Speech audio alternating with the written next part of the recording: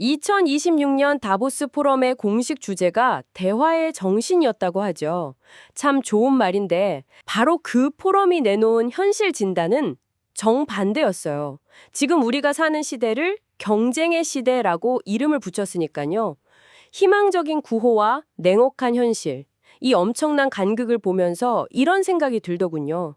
이렇게 모두가 각자 도생을 외치며 싸우는 세상에서 대체 대화는 어떻게 가능하고 우리는 어디서 새로운 길을 찾아야 할까요?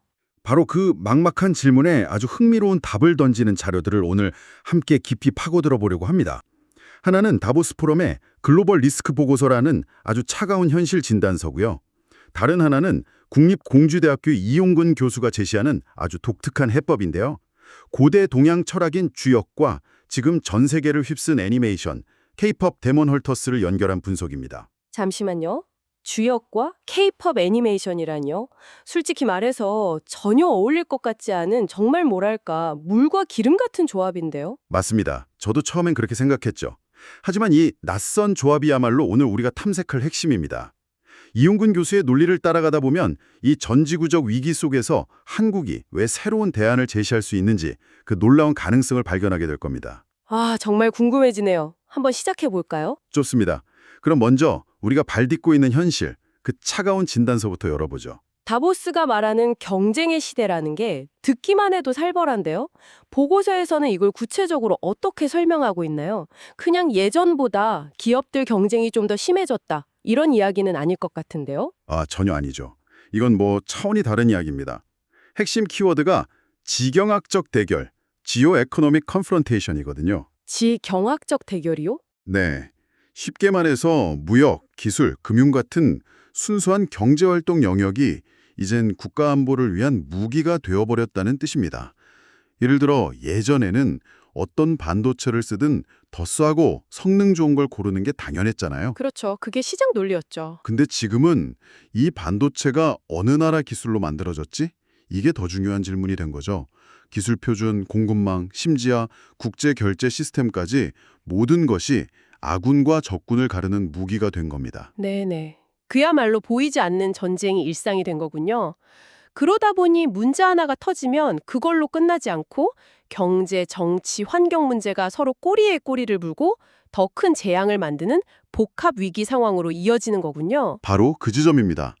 글로벌 리스크 보고서가 가장 우려하는 것이 바로 그 복합 위기가 유엔의 지속가능 발전 목표, 즉 SDG의 핵심 정신을 뿌리부터 흔들고 있다는 점이에요. 아, 누구도 뒤처지지 않게 하라는 그 원칙 말이죠. 맞습니다. SDG의 대원칙이 Leave No One Behind인데 지금의 경쟁의 시대는 정반대잖아요. 우리 블록에 속하지 않으면 가차없이 뒤처지게 만들겠다는 세상이니까요. 그런 거대한 파도 속에서 한국의 상황은 어떻습니까? 보고서에서 한국을 어떻게 보고 있나요? 한마디로 압축된 위험 국가라고 표현할 수 있습니다. 상상해 보세요. 수출로 먹고 사는 나라인데 전 세계 공급망이 매일같이 끊어지고 다시 연결되기를 반복합니다. 아, 정말 아슬아슬하네요. 네, 미중 경쟁이라는 거대한 고래 싸움 한복판에 등이 터질 위기에 처해 있죠. 안으로는 사회적 분열이 극심하고요. 세계에서 가장 빠른 속도로 늙어가고 있고요.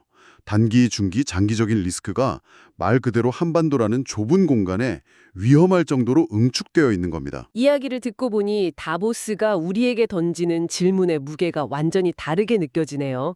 이건 어떻게 하면 이 경쟁에서 이길 수 있을까 하는 질문이 아니라 이 살아름판 같은 시대를 과연 살아남을 수 있는가 하는 생존 자체에 대한 질문이군요. 네, 바로 생존의 문제입니다.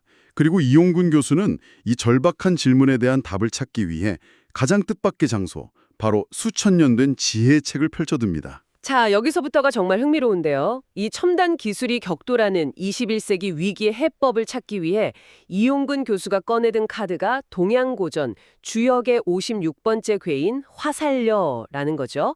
아니, 인공지능이나 블록체인 같은 미래 기술이 아니라 왜 하필 주역인가요? 그 질문이야말로 핵심에 가깝습니다. 이 교수는 지금의 시대가 단순히 기술의 문제가 아니라 인류가 가치관의 방향을 잃고 떠도는 근본적인 길 잃음의 상태라고 봤기 때문입니다. 화살표의 이미지를 떠올려 보면 그 의미가 확 와닿을 겁니다. 산 위에 불이 붙은 형상이거든요. 산 위에 불이라? 네, 안정의 상징인 산이 불타고 있으니 더 이상 그곳에 머물 수가 없죠. 모든 걸 버리고 정처 없이 길을 떠나야 하는 나그네의 신세가 된 겁니다. 정말 막막한 상황이네요. 기댈 곳이라고 믿었던 기반이 통째로 불타 없어지는 이미지니까요. 이게 지금의 국제 질서 속에서 우리 같은 나라들이 처한 상황과 정확히 같다는 겁니다. 네, 이전의 세계화 시대라는 안락한 집은 불타버렸고 이제 어디로 가야 할지 모르는 나그네가 된 셈이죠. 완벽한 비유네요. 그런데 이 화살여괴가 나그네에게 주는 처방전이 정말 의외입니다. 보통 이런 위기 상황에서는 정신 바짝 차리고 싸워서 이겨라 라고 할 것 같잖아요. 맞아요. 그렇게 말하겠죠. 하지만 주역의 가르침은 정반대입니다. 낯선 곳에서 나그네가 살아남으려면 힘을 과시하는 게 아니라 오히려 자신을 낮추는 겸손함과 예의 바른 태도를 유지해야 한다고 말합니다. 겉은 부드럽게 하지만 내면의 중심은 단단하게 지키는 외유내강의 자세를 강조하죠. 흥미롭네요. 경쟁의 시대에 살아남는 법이 더 강해지는 게 아니라 더 부드러워지는 것이라니 역설적으로 들립니다. 그 역설 속에 핵심이 있습니다. 주역은 하나의 궤로 끝나지 않고 계속 흐르거든요. 이 길 잃은 나그네의 화살려 궤 다음으로 이어지는 57번째 궤가 중풍손입니다. 여기서 손은 바람을 상징하는데 그 속뜻이 바로 겸손과 유순함이에요. 바람은 거대한 바위는 못 뚫지만 가장 작은 틈새로 스며들어서 결국 모든 곳에 도달하잖아요. 그런 의미군요. 그러니까 불타는 산을 떠난 나그네가 생존을 위해 가장 먼저 배워야 할 지혜는 바람처럼 자신을 낮추고 새로운 환경에 스며드는 겸손과 적응의 자세라는 거네요. 공격이 아니라 수용이 첫 번째 생존 전략이라는 거죠. 바로 그겁니다. 하지만 이건 시작일 뿐입니다. 겸손하게 몸을 낮춰 일단 생존에는 성공했지만 그걸로 새로운 시대를 열 수는 없겠죠. 이용근 교수는 이 나그네가 가야 할 다음 단계의 길을 가장 현대적인 우리의 이야기, 바로 K-팝 데몬헌터스에서 찾아냅니다. 잠시만요. 수천 년 전 주역 이야기를 하다가 갑자기 최신 K 애니메이션으로 넘어간다고요. 솔직히 저는 아직 이 둘이 어떻게 연결될지 상상이 잘 안 가는데요. 너무 과감한 비약 아닐까요? 저도 처음 이 교수의 글을 읽었을 때 주역과 애니메이션이라니 너무 과한 해석 아닐까 생각했었습니다. 그런데 작품의 서사를 주역의 관점에서 다시 들여다보는 순간 정말 소름이 돋더군요.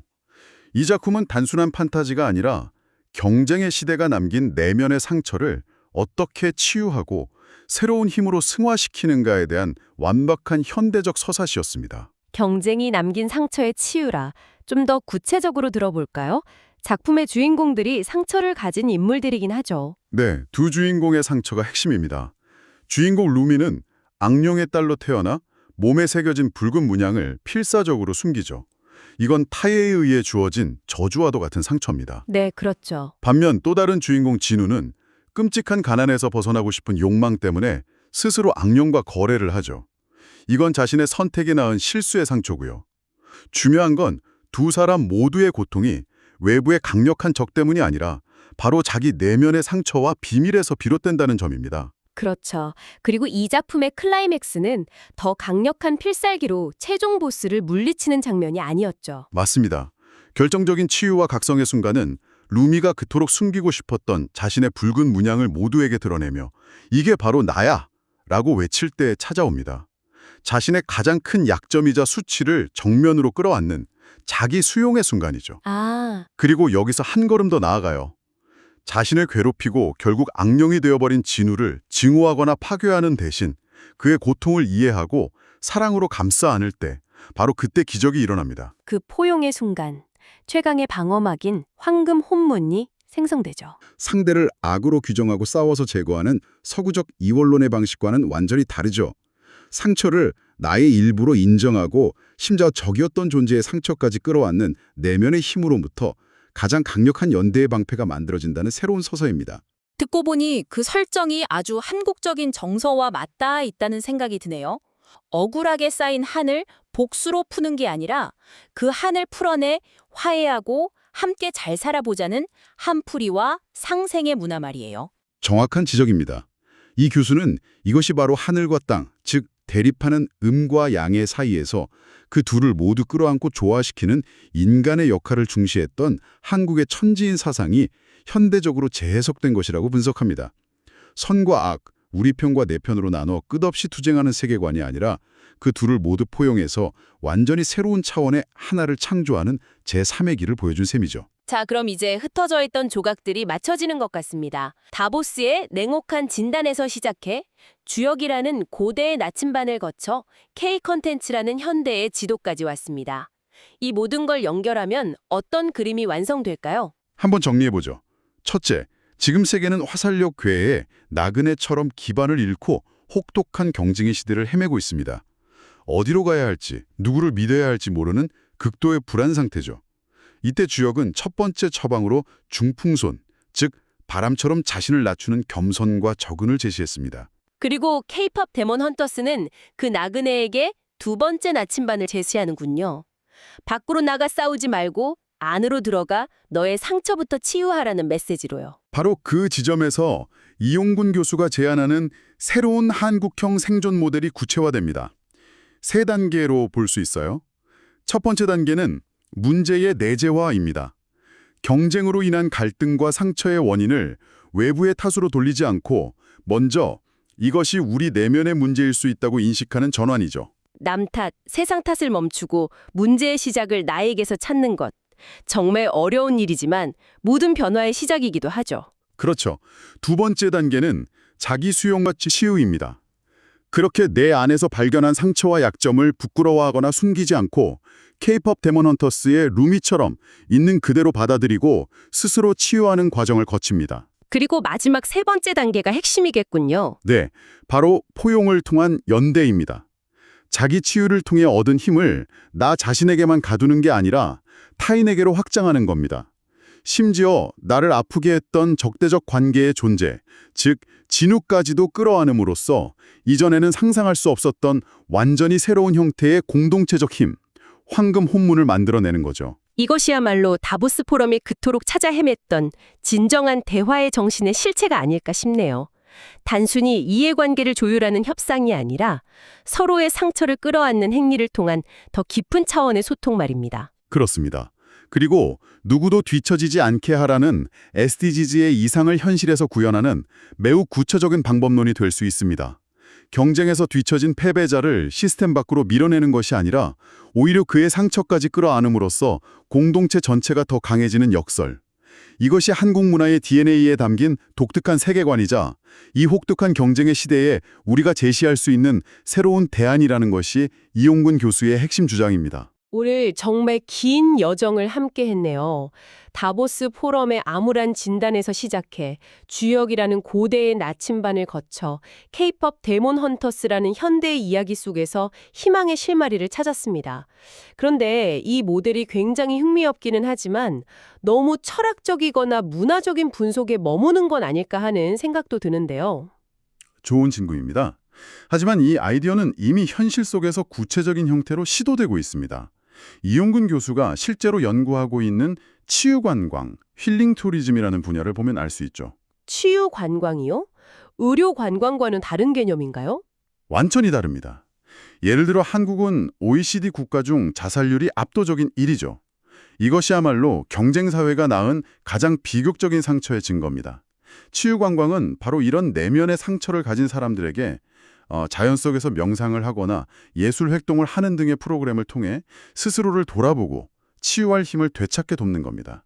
외부에서 약을 주입하는 게 아니라 내면의 황금 홍문을 스스로 만들도록 돕는 거죠. 아, K-팝 데몬 헌터스의 서사를 현실에 적용하는 구체적인 시도인 셈이군요. 네.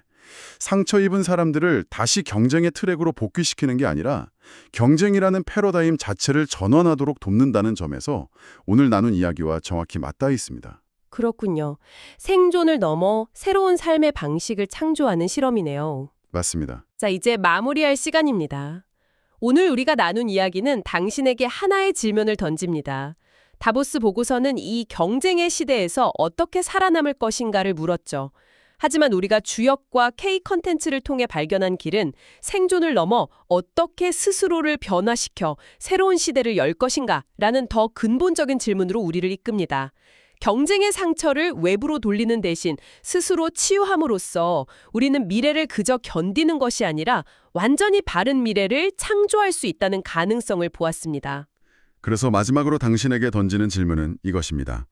당신의 내면에 있는 크고 작은 경쟁의 상처들 중 가장 먼저 따뜻하게 끌어안아주고 싶은 상처는 무엇인가요? 그 치유의 시작이 어쩌면 당신과 우리 모두의 새로운 시대를 여는 첫걸음이 될지도 모릅니다.